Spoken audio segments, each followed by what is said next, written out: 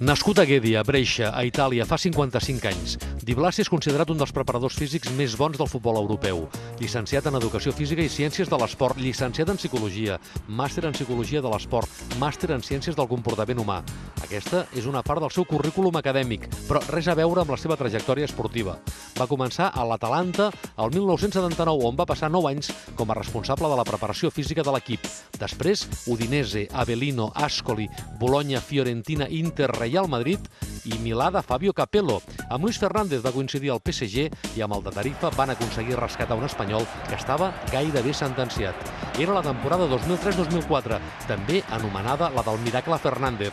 El tàndem va continuar la seva feina a Qatar i posteriorment al Betis. Ara, de la mà de Pochettino, ha tornat a l'Espanyol. Recuperar anímicament i físicament l'equip ha estat el primer objectiu. Arribar a l'últim tram de la Lliga en el millor moment de forma és la feina a curt termini. El laboratori de Feliciano Di Blasi treballa a tot ritme. Les notes a finals de maig. Vostè, senyor Di Blasi, sap el que és patir i vostè aquí en aquest Espanyol ara està fent de preparador físic, de segon entrenador i també de psicòleg. Sí, perquè fixa't que diu màster en Ciències del Comportament Humà. Sí. És que està fent 3 coses per un mateix equip. No, el problema es que yo pienso ser un hombre de fútbol. Cuando tú trabajas en el fútbol, tú no puedes pensar de hacer una cosa. El fútbol es muchas cosas. Tú cuando entrenas a un jugador, tienes que pensar que un jugador es un hombre con su personalidad, con sus características, y estudiarlo bien. Y cuando tú conoces bien el jugador como hombre, como jugadores, puedes hacer muchas cosas por ayudarlo, porque siempre con Mauri, con Pochettino, pensamos que la cosa más importante es el jugador que va a jugar.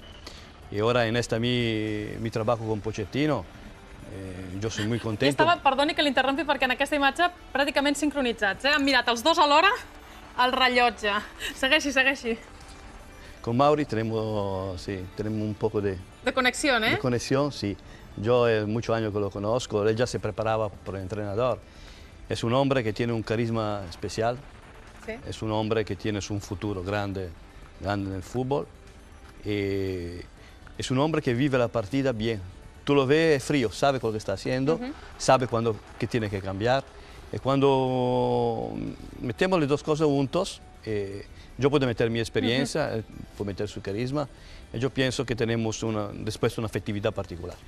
La seva feina suposo que l'han aprofitat molt bé els jugadors de l'Espanyol, així que alguns d'ells han parlat pels micròfons de TV3 en acabar aquest partit, i aquestes eren les seves impressions. Sí, es rigurosa la expulsión de Moisés, pero creo que la jugada clave es el gol de Raúl, ¿no? Porque evidentemente el Español está haciendo un gran fútbol en el primer tiempo, tenía el partido controlado, tenía muchas jugadas de gol y creo que ese gol, ponernos por delante ante un rival directo, hubiera marcado el resto del partido, ¿no? Esperemos que a partir de ahora pues la suerte y que los árbitros pues, no se equivoquen ni a favor ni en contra, simplemente que no s'equivoquen. Avui hem retallat un punt, la setmana que ve podem retallar 3 més i queden molts punts en joc. A l'equip l'últim que perdrà és l'esperança i mentre hi hagi punts en joc l'equip anirà per totes. Estábamos 7 y hoy estamos 6. Creo que hay que tratar de sacar lo positivo porque se está haciendo todo para salir, absolutamente todo. Doncs així les coses, l'Espanyol es troba ara mateix a 6 punts de la salvació, continua com a cuer. Senyor Di Blasi, jornada rere jornada s'han de fer números i s'ha de també no només dependre d'un mateix, sinó també tenir una mica de sort en què els altres resultats afavoreixin que aquesta remuntada no s'acabi, no es completi a l'última jornada, no? Perquè si no això sí que serà l'infart. No. Yo pienso que en el fútbol con 3 puntos puede cambiar muchísimas cosas. Están muchos partidos adelante, tenemos siempre que trabajar, porque muchas cosas pueden cambiar al final de la liga. Yo me recuerdo que el Valladolid estaba 14 puntos adelante de nosotros, el Bacón en el 94. Està parlant de fa 5 anys, de quan l'Espanyol va... d'aquella lliga on hi havia tants paral·lelismes amb aquesta. Las condiciones son diferentes, seguramente, porque el fútbol todo año puede cambiar. Pero tiene muchos partidos adelante, tiene que llegar el calor, tiene que llegar la primavera, tiene que llegar muchas cosas. Sí. Nosotros seguimos a trabajar siempre, este grupo está trabajando en un modo fenomenal. Mentalment, l'Espanyol, psicològicament, vostè veu l'equip recuperat al 100%? A mí me gusta mucho todo el entrenamiento, me gusta mucho cómo se entrena, cómo se meten, cómo se implican. Hoy hemos visto cómo la concentración mental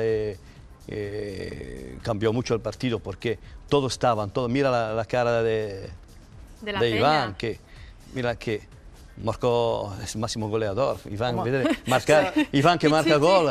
Sí. Home, 3 gols aquesta temporada. Veient com ha anat el partit d'avui, que es perdia per 1-3 i es jugava amb 10, jo crec que queda clar que psicològicament l'equip està molt fi, tot i ocupar l'última plaça de la primera divisió.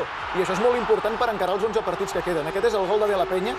Ha fet 3 gols, els mateixos que té Luis García i Mira la ràbia Tamudo. amb la que celebra aquest gol.